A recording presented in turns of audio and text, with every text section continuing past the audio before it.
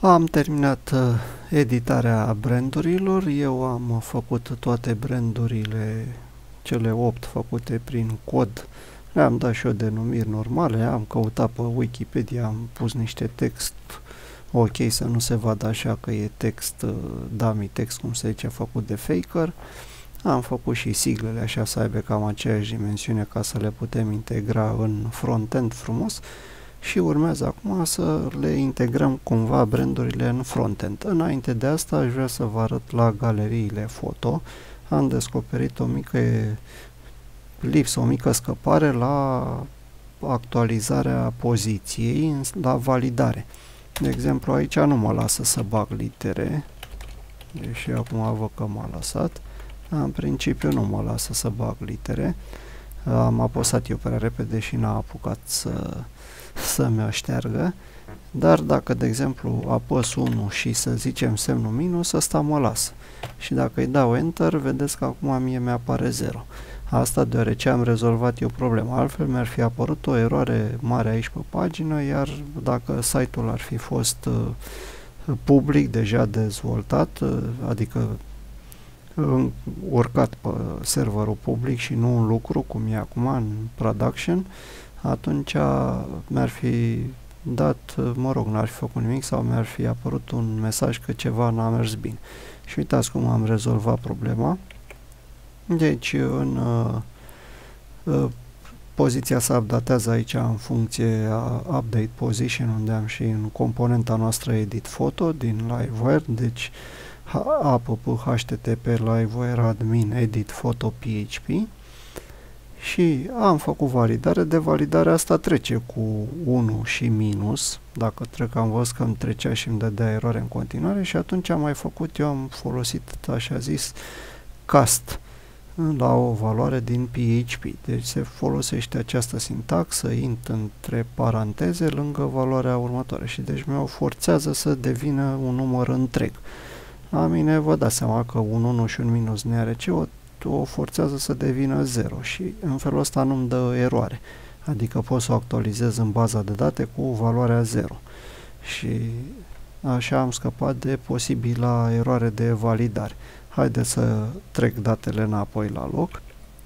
Da, deci vin aici frumos și pun aici înapoi valoarea 10, în rest totul merge ok, poate trebui să-i punem o validare, nu știu că i-am pus aici la title și la asta să fie lungimea, să nu depășească eventual lungimea, dar sunt amănunte. Și acum haideți să vedem cum dorim să integrăm brandurile în frontend. Mergem frumos în frontend, aici avem pagina home și aici avem, să zic așa, o zonă statică. Astea sunt așa de promovare a site-ului, putem să o scoatem sau să nu o scoatem, parcă așa am și numit-o promo respectiva zonă. Și aici în primul rând aș vrea să bag în această zonă, să zicem, să iau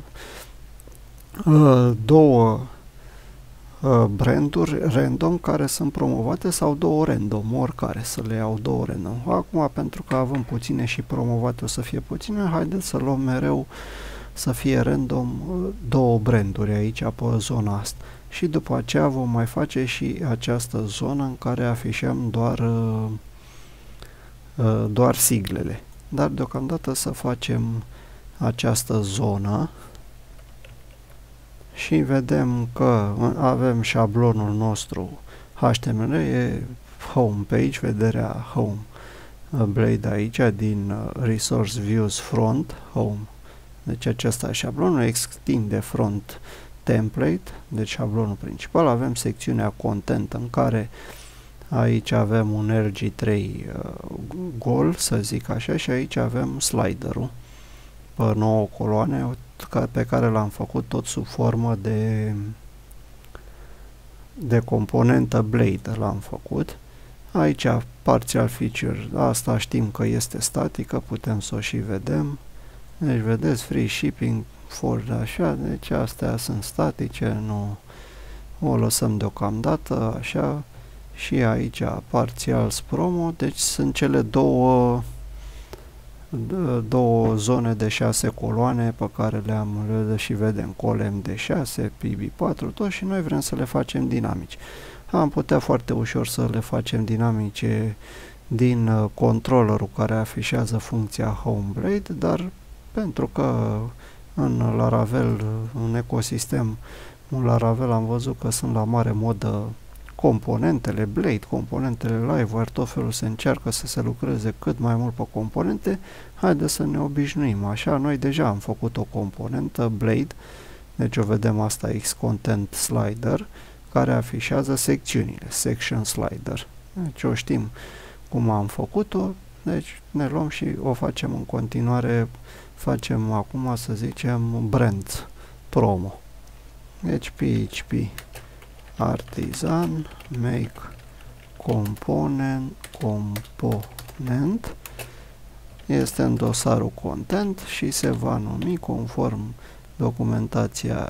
documentației Laravel promo brands. Așa, ne-a fost creată cu succes. Să închidem așa și să o și vedem unde este. Deci partials, components aici, în content și vedem promo brands Blade.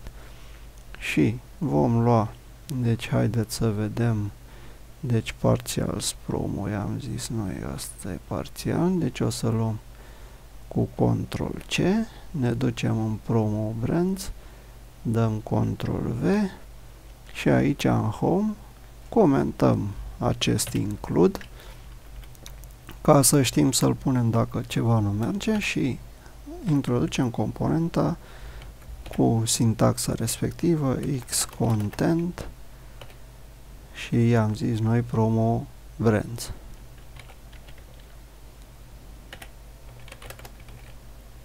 Și închidem tagul.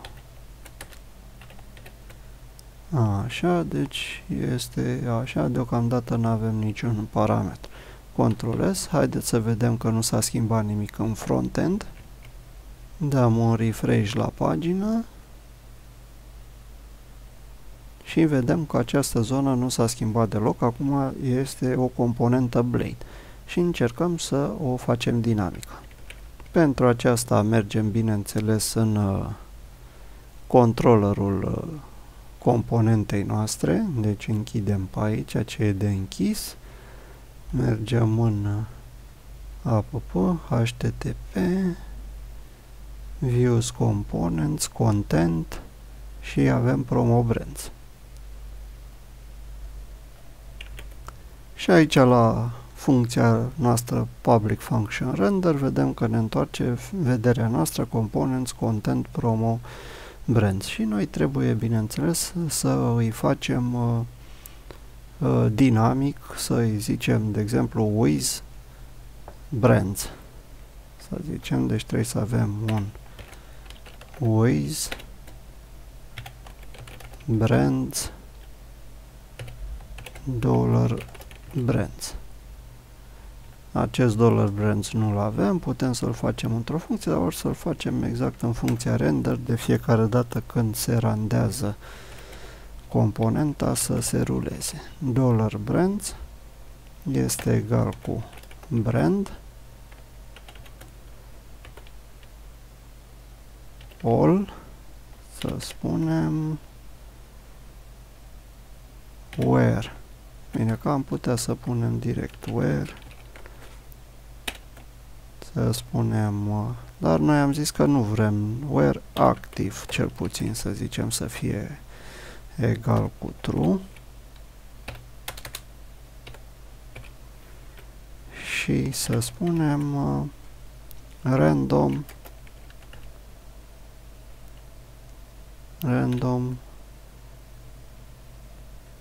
2, să zicem, și nici nu știu dacă trebuie să punem get. Se pare că e bine și cu get, ar trebui să-l punem pentru că deja am pus clauza where, deci intrăm în query builder, deci cel care construiește interogarea. Nu mai lucrăm pe o colecție, lucrăm direct în baza de date. Așa, brandul trebuie importat, bineînțeles import class și acum îl avem brand, deci din care două obținem Așa, Ctrl S, mergem în vederea noastră, lăsăm doar un, să zicem aici, da, e ok, Ctrl S, și aici zicem for each. Nu mai merg pe for else, trebuie să am grijă dacă știu că n-am branduri sau așa ceva, scot de tot, adică n-are rost în prima pagină să afișez ceva cu nu avem branduri sau nu știu ce. For each $brands as $brand și de exemplu aici în loc de asset trebuie să pun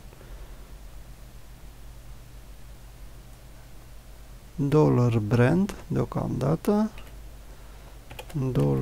$brand foto URL, parcă așa i-am pus funcția să ne dea direct, $brand foto URL. Haideți să vedem că merge asta și pe aia completăm. Dăm frumos un F5 și bineînțeles ne-a dat o mică eroare, Error Builder Random, deci aici nu am construit bine cu random. Da, m-am lămurit, eu puțin am studiat, bineînțeles o mică eroare, într-adevăr trebuie random, e o metodă a colecției, altfel trebuia să punem in random order, altă funcție a query builder, deci le mai încurcăm noi pe aici. Deci aici pentru colecție ar trebui să meargă și aici where active true. Așa, și acum ar trebui să meargă, deci pentru că funcția random se aplică unei colecții, altfel trebuia să folosim, să zic așa, după asta in random order, era după where se folosea aici in random order, deci mi le afișa într-o ordine aleatorie și după aceea trebuia să mai folosesc și funcția limit și puneam limit, să zicem 2. Dăm frumos un refresh la pagină, dar văd că nici așa nu merge. Da, de data aceasta am uitat să pun metoda all. Dacă vreau să obțin o colecție, într-adevăr trebuie să pun metoda all. Și atunci mai dăm un refresh la pagină, până la urmă tot trebuie să meargă. Get, acum nu mai vrea cu get. Și îl ștergem și pe get. De data asta pare să fie chiar bine. Haideți să intrăm să verificăm. Dăm din nou un refresh la pagină. Și de data aceasta este bine, dar să vedem ce se întâmplă, că ne-a afișat imaginea, dar a trecut aici, deci nu mai merge în linie. Înseamnă că am greșit ceva la codul HTML. Da, și vedem unde am greșit. Am pus for each, începe fiecare, deci pentru fiecare brand ne creează un rând. Deci noi trebuia să creăm un rând și câte 6 coloane pentru fiecare brand. Deci, dacă îl venim aici și venim aici, ar trebui să fie foarte bine acum. Ia să vedem. Intrăm din nou în frontend, se vede că n-am mai lucrat de mult pe frontend și ne cam încurcăm. Dăm un refresh și acum într-adevăr ne apare. Ce am mai vrea să fie imaginea mai pe centru aici. Să vedem cum o facem să apară mai pe centru și aici să fie în primul rând numele firmei și aici să fie sloganul, acel title. Și da, haideți să vedem că ne dă și aleatoriu, random. Da, vedem că de fiecare dată când dăm un refresh sunt alte două. De fiecare dată alte două branduri. Deci asta am rezolvat-o. Deci aici am spus că va fi $brand name. Da, deci punem numele $brand name. Iar aici $brand title.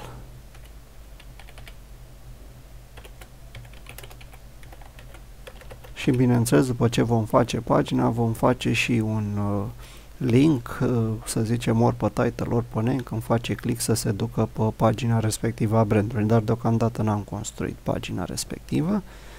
Ctrl S, dăm un F5 din nou și acum vedem că avem respectivele slogane ale firmei. Și acum ce am mai vrea doar să vedem cum facem să punem poza asta mai pe la mijloc, așa pe verticală, să nu se ducă chiar în jos. Și inspectând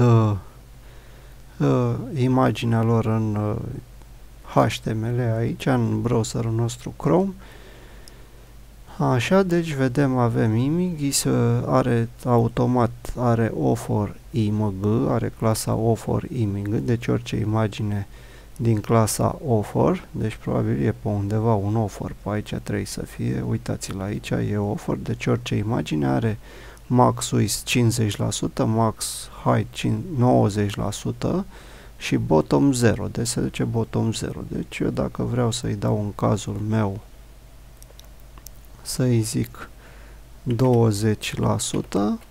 apar tot mai bine. Și să vedem ea dacă îi dau și left,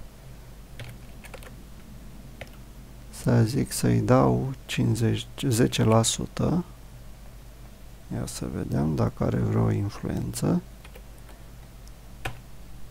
Deci la stânga nu se mai duce, mi-o suprascrie pentru că am aici text din left 0, deci aici trebuie să-i dau, deci 10%. Și acum apare mult mai bine. Deci aceste două clase trebuie eu să le suprascriu în, deci eu să le iau cu copii, prima Ctrl-C și mergem în custom CSS-ul nostru, aici din public front CSS, custom CSS, știm că e ultimul aplicat, deci aici putem să suprascriem anumite clase CSS. Și deci vom avea offer așa, left 10% și o să o mai pun și pe cealaltă, o iau eu repede cu copy și paste, deci aceasta mă chinui acum să o copiez, Ctrl-C, Ctrl-V aici, deci am luat-o left, aici nu mai avem nevoie pentru că e suprascris acolo, deci Ctrl-S, așa, haideți să-i dăm un refresh, mergem și dăm un refresh la pagină, deci trebuie să-i dau un Ctrl F5 să-și reactualizeze fișier din cache, fișierul CSS, acel custom CSS care la noi, și acum vedem că ne apare foarte bine. Deci asta cam aici pe centru, aici bine, eu am și ecranul mare, probabil pe un ecran mai mic s-ar mai strânge așa să nu fie așa lăbărțate, dar vedem aici este title-ul respectivei firme și aici este numele și shop now probabil ne va duce la pagina respectivă, o vom face în tutorialul următor, pagina respectivă, pagina fiecărui brand în parte și vedem că la fiecare refresh aici, da, se schimbă și sunt două random dintre cele active. Dacă cumva aș scoate unul, să zic ASICS, îl scot să nu mai fie activ și nu mai îmi va apărea niciodată ASICS. Adidas, vedeți că deci apără numai unul, probabil că era aici, vedeți, s-a dus puțin mai în jos pentru că are foarte lung acest slogan. Dar în rest și vedem că ASICS-ul nu mai apare nici de frică, să zic așa. Mai apare câte unul. Deci Ctrl F5. Și vedem aici, acum au apărut altele, deci pot să-l dau înapoi pe ASICS să fie activ. Și acum cu siguranță îmi va apărea din nou și ASICS. Ia să-i dăm așa random până apare. Trebuie să-l vrea și pe ASICS până la urmă.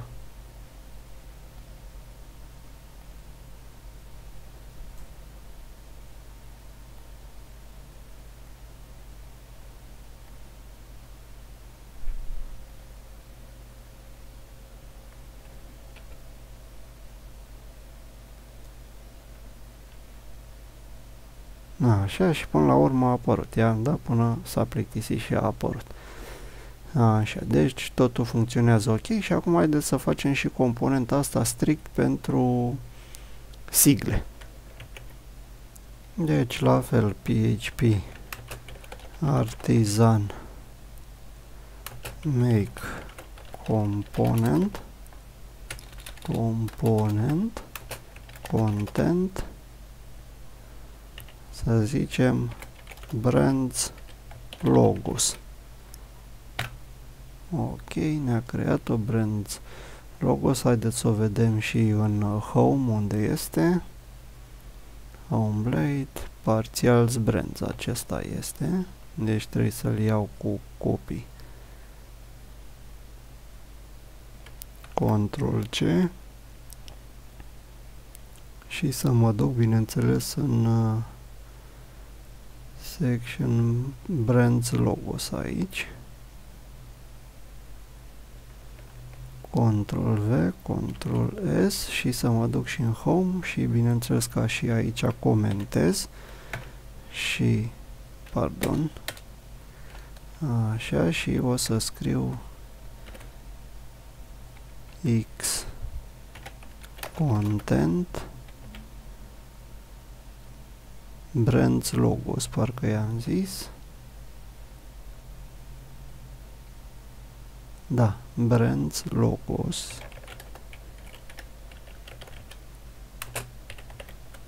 Ok, salvăm, să verificăm.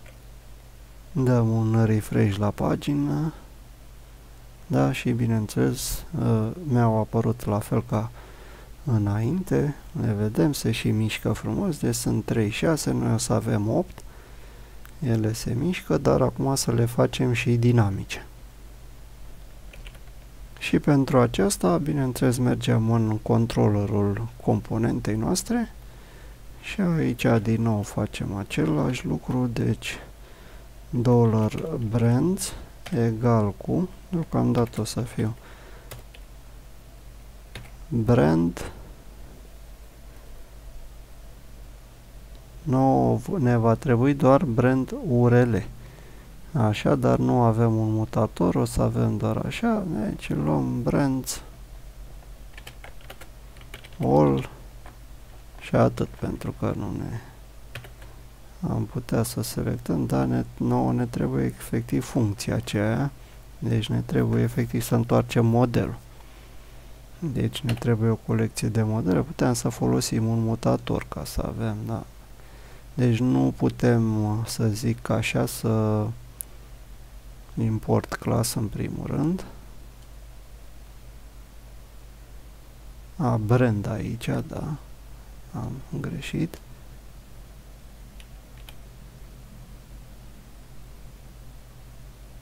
Import. Da, brand all. Am putea să facem, știu eu, o matrice și după aceea o colecție. Ia să încerc eu. Acum, care ar fi problema? Deci eu am lucrat așa, am făcut teste și vă dau de-a gata că dacă trimiteam tot brandul, deci puteam brand all și cu asta gata și luam brand photo URL direct. Da, și asta, dar brandul are și nume, și titlu, și slug, și descriere care e un câmp text lung și asta, și deci doar pentru atâta lucru noi trimiteam așa de mult. N-avea niciun sens și atunci ce am făcut? Am definit o variabilă de tip array, deci o matrice, $logos.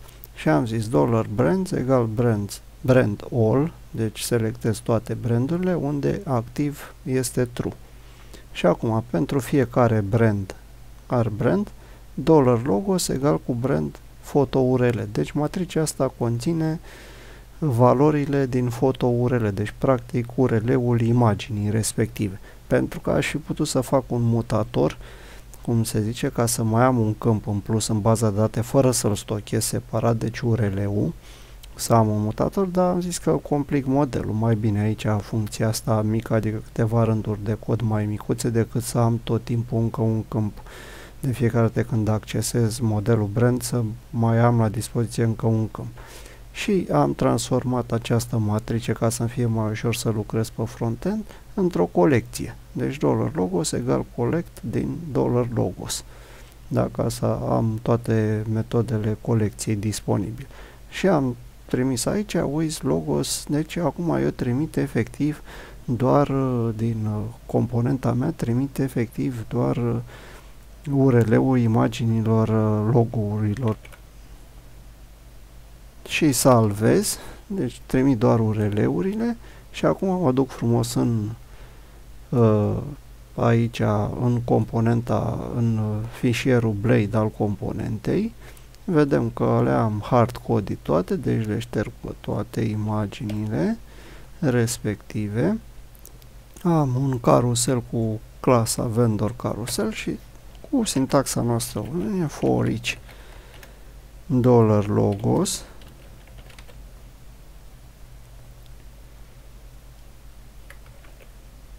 as